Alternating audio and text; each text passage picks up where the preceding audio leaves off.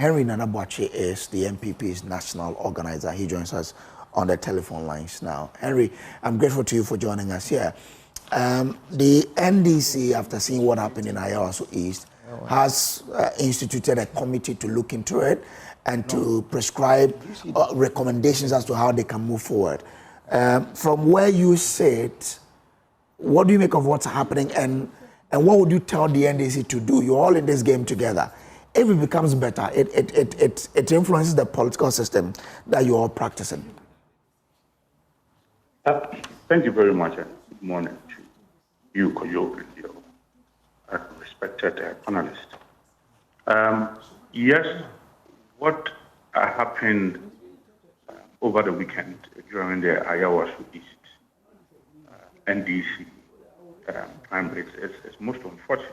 I mean, it was a wanton display of opulence, especially when you have delegates displaying what they had: motorbikes, bags of rice, sanitary pads, money, gallons of oil. In fact, if you do the computation, there's a huge amount of money. It means one person, if you quantify it in terms of money, it's like one person gets no more than about 40,000 Ghana cedis. I mean, in this primaries? Yes. I'm not sure.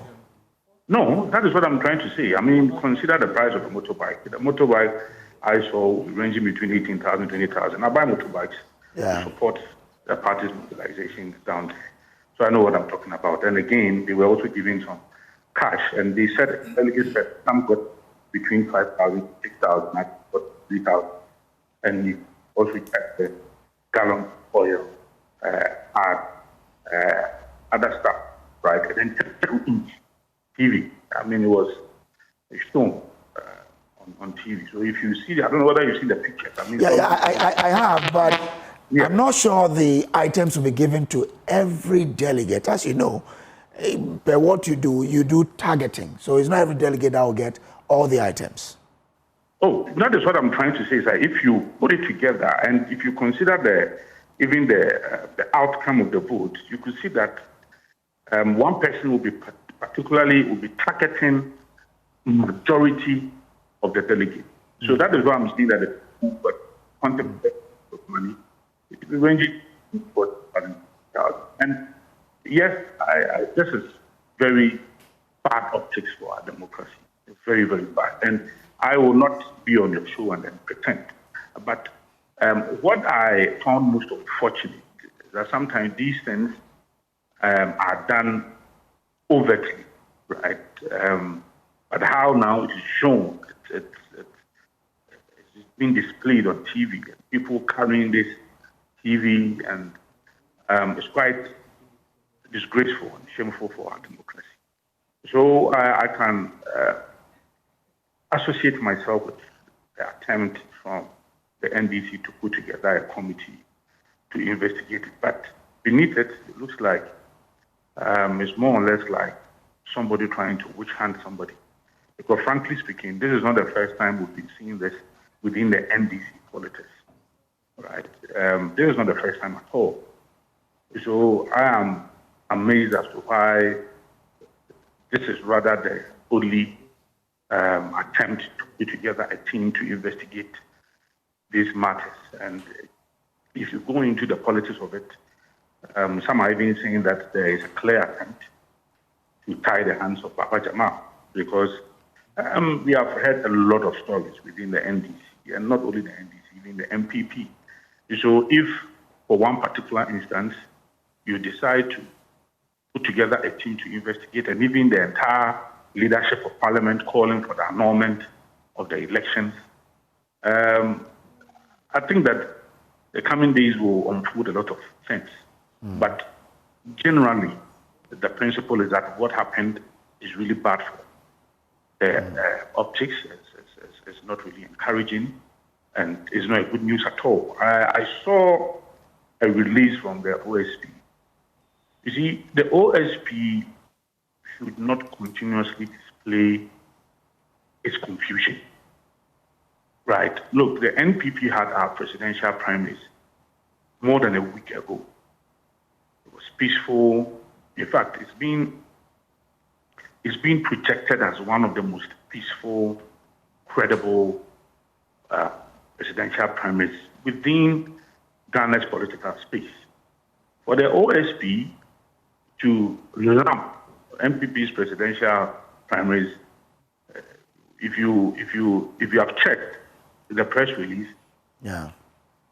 it gives the MPP's presidential from a certain paragraph. It's the opening paragraph. The opening paragraph, yes. Yeah. And then the rest of the paragraphs are dedicated for the NDCs. And I think that this is confusion. I mean, the OSP should be up and doing. Look, we've had our presidential primaries more than a week ago, and the NDC had, in fact, that is what is being talked about now.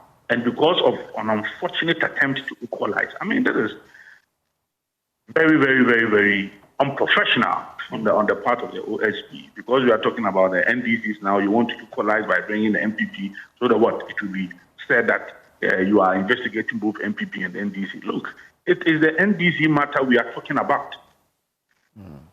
And that is what has generated this unfortunate debate as we speak now. And with all your respected panelists condemning it, not attempt to drag in MPP's presidential primaries, which, as I said, is being projected as one of the most credible, peaceful, free, fair, transparent, and peaceful elections.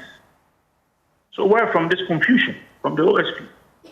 In fact, that is the more reason why the OSP's attempt to come out publicly on matters, right, has received a lot of passion. And recently people were calling for stopping of the office of the special prosecutor. They must be professional in these things. And they must be seen to be intentional about the work they do. What they did is purely propaganda. It's purely a political attempt to equalize. We are talking about primaries where people are sharing motorbikes, people are sharing gallons of cooking oil, people are sharing sanitary pads, and so many things. And instead of you to focus on the NDC's matter so that all of us can discuss it, you want to bring in MPP. So you just dedicate some few lines of your statement to the MPP, and then the entire body. Okay, all right.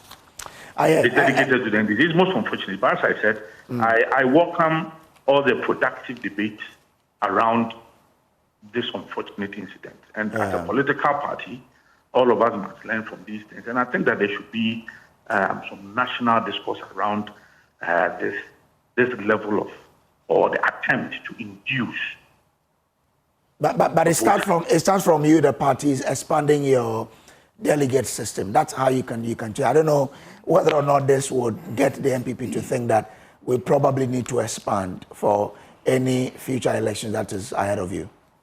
Oh yeah, I agree. You recall that after MPP's unfortunate loss, we put together the Professor Michael Quay Committee.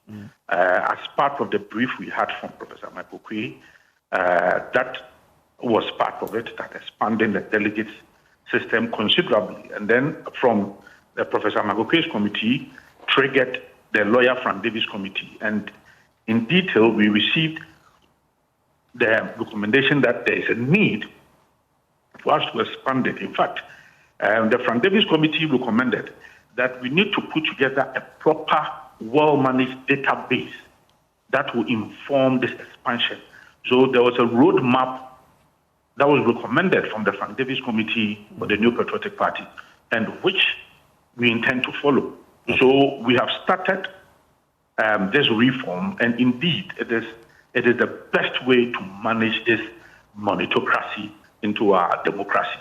So I agree that we need to expand. Expansion will reduce some of these inducement. Okay, all right. So as for that, I agree with, and then all the other views from your respected panelists. I listened to some.